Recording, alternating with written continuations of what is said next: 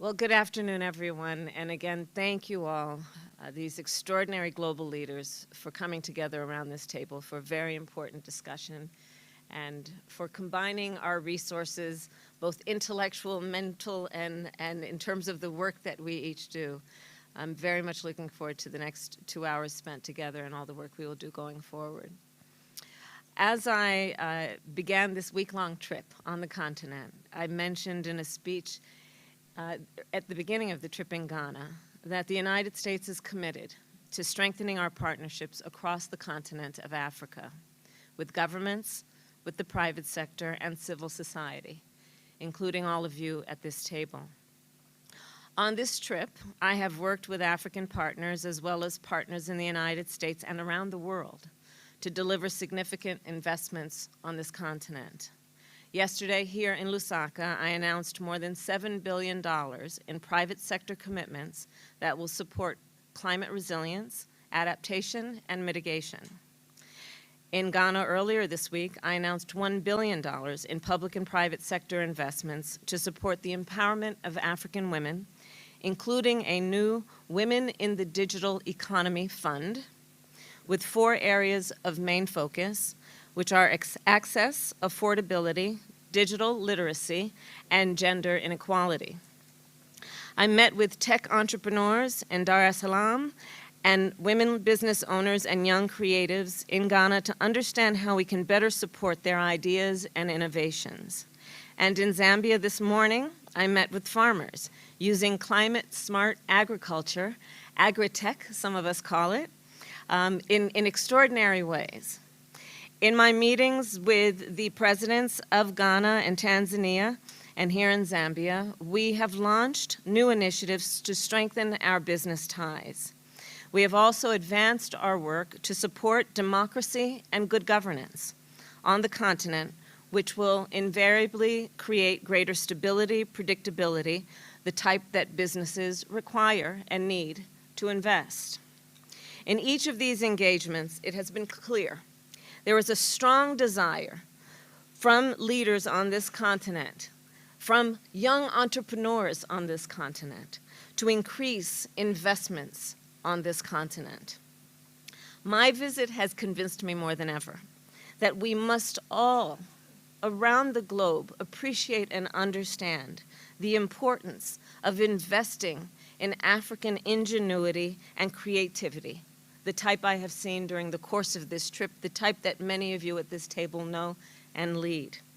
And to do so, I am convinced, will continue to unlock the incredible economic growth and opportunities that we have seen thus far to the benefit of the entire world.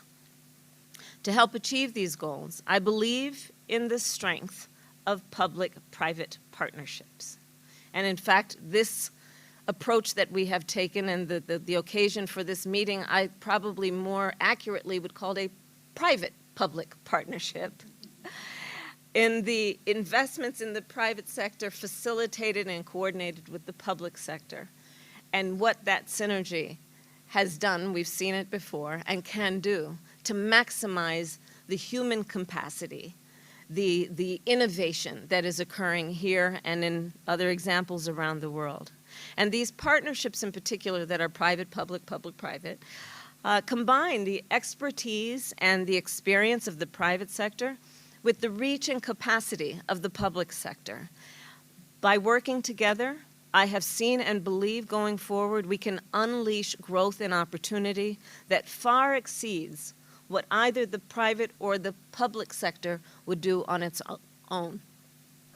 Throughout my career as Attorney General of California, as a United States Senator, and now as Vice President of the United States, I have engaged the private sector to help identify the work that we can do to the benefit of our shared interests and mutual goals. For example, I convened CEOs in Tokyo and Singapore during the course of the last 2 years to discuss collaboration on U.S. manufacturing and to strengthen global supply chains. I launched an innovative public-private partnership to help address the root causes of irregular migration from Northern Central America to the United States. This initiative, with many of the partners who are at this table, has generated more than $4.2 billion in private sector commitments in the countries of Guatemala, Honduras, and El Salvador. It has created jobs. It has connected, thus far, over 4 million people to the internet and brought more than 1 million people thus far into the formal financial system. So we know this approach works. We know this approach works. So now, on my final day on the continent, for now, I have convened this group of business and philanthropic leaders in Lusaka to discuss how we can continue to invest and pursue long-term economic growth together. Many of you at this table and the folks that you work with have a history of doing work on this continent, and we will benefit, I strongly believe, from hearing from you and from lessons learned. There are many areas of focus of this public-private partnership, but there are some in particular that I believe have been most effective and are the main focus of my trip this time. And one of them is the issue of digital inclusion. So when we think about where we are in terms of 21st century economies, digital services are essential to 21st century economies. Digital technologies facilitate opportunities across society and, frankly, I believe can be great equalizers in terms of giving those who have access equal opportunity and availability to information, to education, to networks in a way that improves and empowers themselves, their families, their community, and all of society benefits. And of course, when we talk about digital access, we are talking about everything from financial inclusion to economic opportunities, all of which obviously drive growth and innovation. Africa's digital economy is large and growing. Within the next 2 years, for example, the forecast is that 1 in 6 of the world's internet users will be right here on this continent. 1 in 6. Over the last decade, Africa has continued growth in its digital infrastructure. Examples include innovative mobile phone payment systems in Kenya, fintech in Nigeria, and the delivery of health supplies by a drone in Ghana that has been replicated in the United States. All to say, there are places on the continent of Africa that are leading the world in digital solutions. Yet, in other places on the continent, we see that there is a lag and that there are many who lag behind. And we must be clear about the challenges presented to close these gaps and then commit to take action, because solutions are within sight and within reach. So to address this, last December at the U.S.-Africa Leaders Summit, President Joe Biden launched the Digital Transformation with Africa initiative. It is a government initiative, so it has an acronym, and it is DTA. So you will see it referred to often as DTA. But the President is very excited about this initiative, as am I. And it is part of a broader initiative and approach that is named the Partnership for Global Infrastructure and Investment, or PGII. And President Biden, through these initiatives, has pledged to work with the United States Congress to invest $350 million and to facilitate nearly $500 million in development financing to make sure that people across the continent can participate in the digital and global economy.